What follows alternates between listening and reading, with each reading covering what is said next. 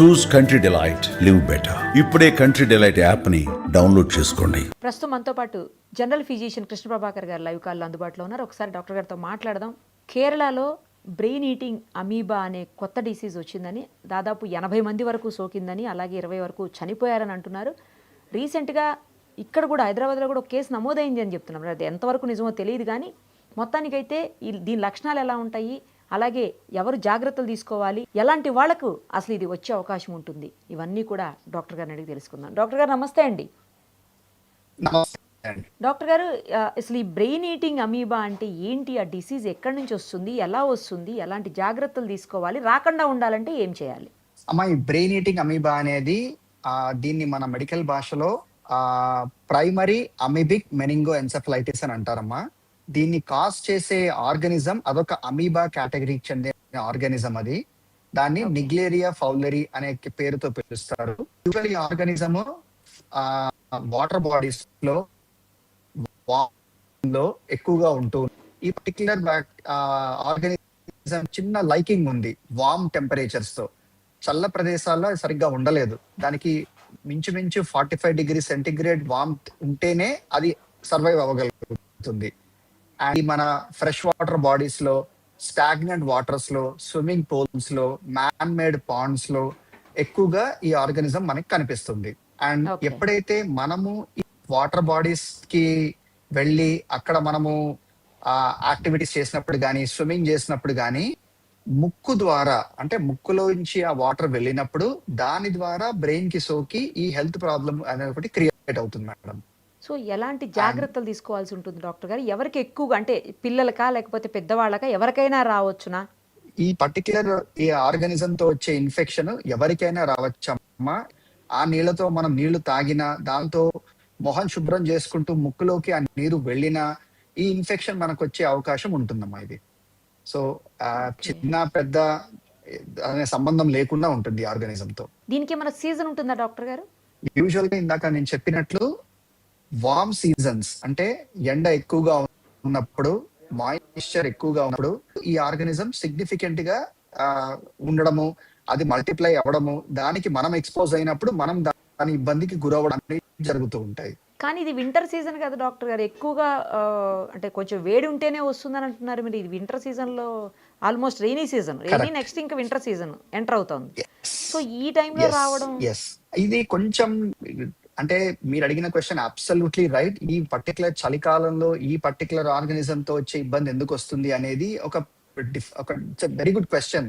So దీనికి multiple reasons ఉన్నాయండి, కానీ మోస్ట్ ఇంపార్టెంట్ రీజన్ అనేది ఎప్పటి నుంచో ఒక గ్లోబల్ వార్మింగ్ అని చెప్పి, అండ్ ఎక్కడైతే అవసరాన్ని బట్టి ఎక్కడైతే ఆర్టిఫిషియల్ వాటర్ బాడీస్ క్రియేట్ చేయడము, దాంట్లో ఉండే వాటర్ టెంపరేచర్ ఎప్పుడు ఖచ్చితంగా కొంచెం వేడిగానే ఉంటుంది రెగ్యులర్ వాటర్ బాడీస్ తో కంపేర్ చేస్తే. So that can be one of the reasons, but actual reason అనేది ఇంకా మనం ఇన్వెస్టిగేట్ చేస్తున్నాము. So we do not know ఎందుకు పర్టికులర్ గా ఇప్పుడే వస్తుంది అనే దానికి సిగ్నిఫికెంట్ గా రీజన్స్ లేవంటున్నారా? ప్రస్తుతానికైతే ఖచ్చితంగా ఇదే రీజన్ అని చెప్పడానికి లేదమ్మా. ప్రాబబ్లీ ఈ రొటీన్ గా ఉండే గ్లోబల్ వార్మింగ్ వల్ల, ఆర్టిఫిషియల్ వాటర్ బాడీస్ వేడెక్కడం వల్ల, లేదు ఈ ఆర్టిఫిషియల్ వాటర్ బాడీస్ క్రియేట్ చేసి ఆ టెంపరేచర్ తో ఉండడం వల్ల జరుగుతుందనే ఒక ఐడియా ఉంది తప్ప ఇదే రీజన్ అని చెప్పి ఇంకా మనకి అది తెలియలేదమ్మా. ఇంకా ఎపిడెమియాలజికల్ స్టడీస్ జరుగుతున్నాయి. We will know the answers very soon. Sir, ఇండియాలో ఫస్ట్ టైమా మనం ఈ కేసులు చూస్తున్నది? ఈ పర్టికులర్ డిజీజ్ ఇండియాలో ఫస్ట్ టైం అయితే కాదమ్మా. ఇది వరకు కూడా మనం ఈ పర్టికులర్ కేసెస్ చూసాము. ఇది ఒక రేర్ డిజీజ్, అంటే ఎప్పుడు సర్వసాధారణంగా మనకు కనిపించే డిజీజ్ కాదమ్మా. ఇది కొంచెం రేర్ డిజీజ్. కానీ ఈ మధ్య కాలంలో ఏదైతే మన డయాగ్నోస్టిక్ ఇంపార్టెన్స్ ఎక్కువైందో, మనం ఈ అమీబాని డయాగ్నోస్ చేసే ప్రాబబిలిటీస్ ఎక్కువైనాయి కాబట్టి కేసెస్ మనం ఎక్కువ చూడగలుగుతున్నాము. దీనికి మెడిసిన్స్ లేవా డాక్టర్ గారు? లేదమ్మా, ఈ పర్టికులర్ డిజీజ్ కి మెడిసిన్స్ ఉన్నాయి, కానీ మల్టీ డ్రగ్స్, అంటే ఒక 4-5 రకాల డిఫరెంట్ కైండ్స్ ఆఫ్ మెడిసిన్స్ మనం కలిపి ఆ పర్టికులర్ మెడిసిన్స్ మనకి అందజేస్తాము. సో మల్టీ డ్రగ్ రెజిమిన్ అంటాం దీన్ని, అంటే ఒక 4 to 5 డ్రగ్స్ అన్ని కలిపి ఇస్తుంది. పర్టికులర్ ఒక డ్రగ్ అంటూ లేదు, మిక్స్ చేసి ఇవ్వడమే. అంతే అమ్మా. దీంట్లో ఆంఫోటెరిసిన్ బి అని, అజిథ్రోమైసిన్ అని, ఫ్లూకనజోల్, రిఫాంపెన్, మిల్టిఫోసన్, డెక్సామెథసోన్, సో ఈ కాంబినేషన్ ఆఫ్ మెడిసిన్స్ ఇవ్వడం వల్ల మనము, అండ్ ఇంకోటి మోస్ట్ ఇంపార్టెంట్, దీన్ని మనం ఎంత అర్లీగా మనం డయాగ్నోస్ చేయగలిగి దాన్ని మనం కన్ఫర్మ్ చేయగలిగితే ఇమీడియట్ ట్రీట్మెంట్ తో ఖచ్చితంగా మనం లైఫ్ సేవ్ చేయగలగచ్చు. సార్ ఓన్లీ మరి ప్రాబ్లం ట్రీట్మెంట్ ఉంది, డ్రగ్స్ ఉన్నాయి, అయినా ఎందుకు ప్రాణాంతకం అవుతోంది? అదేనమ్మా, ఒకటి ఇది వ్యాపించడం చాలా క్విక్ గా వ్యాపిస్తుంది. ముక్కులో నుంచి బ్రెయిన్ కనెక్షన్ త్వరగా ఉంటుంది, అంటే ఈజీగా ఉంటుంది కాబట్టి ఫాస్టర్ గా అది బ్రెయిన్ కి సోకుతుంది. రెండవది, ఇది ఏదైతే మెనింజైటిస్ అంటే మెదడు వ్యాపి వ్యాధి కాజ్ చేస్తుందో ఆ పర్టికులర్ సిమ్టమ్స్ అన్ని మెనింజైటిస్ పేషెంట్స్ తో సిమిలర్ గా ఉంటాయి.